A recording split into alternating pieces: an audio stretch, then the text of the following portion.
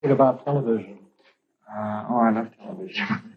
Like being on television? No, I just like to watch soap operas. The daytime time? Yeah. In the morning time. Morning time. Does that go back to the time you used to listen to all radio soap operas? Oh, yeah. But you don't much like appearing on television yourself? No. Or painting on television right now? No. Well, just for the sake of the audience, you might say that what he's doing is a screen painting of an electric chair, I believe, right? Yeah. What made you think of doing electric chair? I just think they're beautiful. Beautiful. Yeah. Yeah, oh, yeah. I think you come to represent pop art more than maybe anybody else. What is pop art anyway? How would you define it? Oh, can you answer that? Yeah, they usually ask me these technical questions. You know, I suppose if you had to make a definition, it would be painting or sculpture that revolved around commercial imagery or industrial images, signs and symbols from the everyday life, things that you see all the time, repeated interminably, done in a sort of very stylized way. Usually, the images themselves don't come from the actual subject. The artist takes the image from somebody else's reproduction, somebody else's depiction of it. Usually a photograph or a movie clipping, something from a magazine usually. That's probably the closest you can get to a general definition, familiar images. Yeah, well, most of us are aware of what the critics have said about it. One of the things they say is that, well, they say different things, but one of the things they say, Andy, is that this is sort of anti-art or art without feeling, what have you. You get an emotional kick out of seeing these things that you do. I mean, seeing them original. You have that big Elvis Presley thing. You like Elvis Presley movies? Oh, yes. Well, it just gives us something to do every day. I mean, that's the reason we do it. I mean, could you pick something else just as arbitrarily? Oh, yeah. There's a vast field. It takes in everything in modern life. Oh, yeah. Andy picked the carpetbag as last year's picture of the year. I think he's the only person who made a list at all of any kind of 10 best pictures to pick the carpetbaggers, which indicates, I think, to some extent, the taste in movies. Do you like TV commercials? Oh, yeah. I was just thinking today that they should have all TV commercials with just soap operas in between, you know, like a little bit. It's less soap operas and more TV commercials. But make them more entertaining that you'd have people watching the commercials like you watch, you know, soap opera or something like that. Well, let's get on to Andy's movies and to movies generally.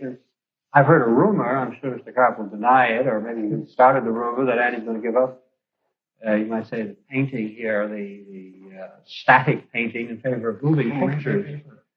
And I think it might be mentioned that Andy's been as prolific, even more prolific, relatively speaking, in movies than he has been in other things. Well, he isn't going to make a living at it, I can tell you that. But you see 3 minutes of his movies, and you see much of all of it. Actually, the image more or less goes on and on. It's sort of a comfort in a way to be able to walk back about 6 hours later and see the same image going on. But that's what it amounts to. We have a new one called Screen Test. Screen Test. Yeah. Who's in it? Mario Montez. Mario Montez. He's in Harlot. Yeah. He's the one who eats the banana. Yeah. I mean, the action of this whole movie is Mario Montez eating banana for about an hour and a half. Or eating one banana after another, rather, sort of cyclical thing. I mean,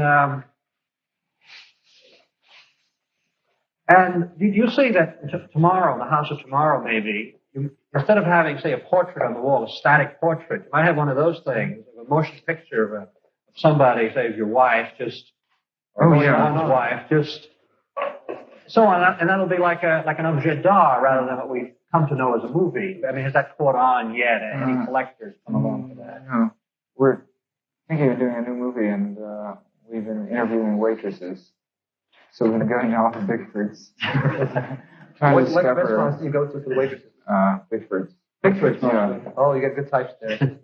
And they're mostly immigrants, aren't they? Just recently arrived. I don't know. No, I think Schrabb's hires them. Yeah, sure. They have the Irish. Bigford's, yeah. They're cheap. So we're doing a waitress movie. What's the connection between your movie and waitresses? I mean, it's going to be about waitresses? Or? No, it's just that in Hollywood, all these people were always waitresses, and they were always discovered. Your own movies are, I mean, most of the time you take one camera setup, you just leave the camera so the film runs out, and it's the film. Scene 4, take 1. Are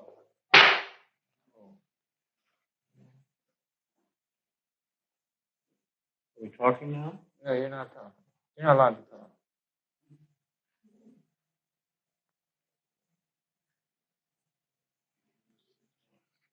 Yeah. Can you see if it's focused?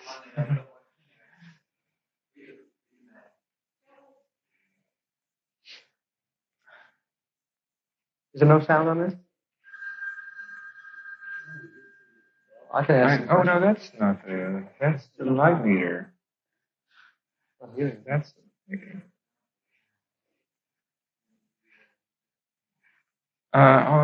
just don't say anything when I plug it in. But look more there a little bit. Well, Yeah. Okay. What's the name of this picture? It's called 50. Just 50. Yeah. 50 what? Oh, 50. Just 50. Just 50. Oh, you're on. You can't talk. I can talk. I'll tell you. You want me to ask any questions, Annie? Yeah. What's the library? What's the library? Do you think? What do you want to do? 4? No. You can answer that? Just 4. Okay, we'll put it on 4. Okay, you're on. You can't talk. That's all. That's all. You stay there for 3 minutes, right? Yeah. Warhol movies make themselves.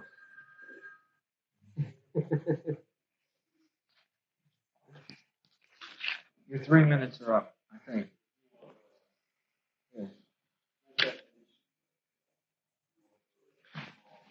Yeah, for it's about 20.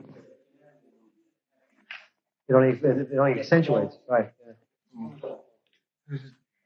Scene 3, take 1. Oh, while Andy is doing what Latin we call stretching canvas, which I guess is what artists do on television to show their artists, why don't we sort of lob a few back and forth and let Andy act as scorekeeper on them, okay? Or Andy, the things that Andy is stretching are these colored blowouts of a picture of Jackie Kennedy, and I think Jack is in the background somewhat, and standing right behind you is Elizabeth Taylor. Now, these are the two most frequent faces that appear in these fan magazines. In fact, a lot of people criticize fan magazines for exploiting Jackie and so forth. And I just wonder at the instinct that leads Annie to seize upon these two things, which are really the symbols of fan magazines, etc. I mean, is it just accident or coincidence or what? Well, we could ask Andy how he feels about that. Is it an accident, or are you as impressed by seeing these things all the time as everybody else is? What it amounts to. I mean, we all see them, but Andy says, well, there they are. I'm going to show them to you again, in his own way. That's what it seems like. I suppose it comes automatically from his peculiar instinct.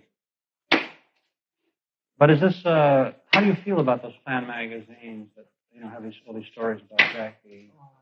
You like the story? You like the heads on them? Or Oh, yeah. No, I like the whole story. Andy sits back with such power that his sitting back is significant, It's the force of detachment that it represents, I think. And that probably in some instances has much force as the man of action. Would you buy that, Andy? Well, I think that Andy's art has a lot of what we call instant nostalgia built into it. These pictures are already nostalgic as soon as they occur. Let's get into maybe the final, ultimate two questions, perhaps the least important, perhaps the most important. Is all this Andy does, is it good? Is it art? Yeah. May I ask if pop art pretends to be great art? Well, I haven't thought. Well, I don't know. We left pop art. Oh, well, what are we left with? New art. Pop art is a sign of times. With us to stay dead all time. Oh. Yeah. I disagree completely. I don't see that it is with us. Do you think that Michelangelo, when he was making pictures, set out to make great art? I don't think he had to. I think that it was embodied in the work that he presented. You don't think that he consciously set out to do back to it? Andy Warhol, just briefly. Do you have anything in mind when you start to paint? Well, Well, I just have to read a magazine. You get ideas from magazines, you mean? Yeah.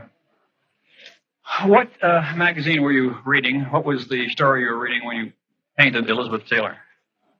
It was when she was dying. He's a living doll. Well, I think that's fabulous. I think the impact is simply terrific, and I'm dying for my husband to buy me an electric chair. Yellow one. He was, I think he had a good time. It was a swinging party. Every artist in town was there. It was great. It was. However, I mean, it's the world life of Andy Warhol. And that's, how do you like the show? I think it's perfect.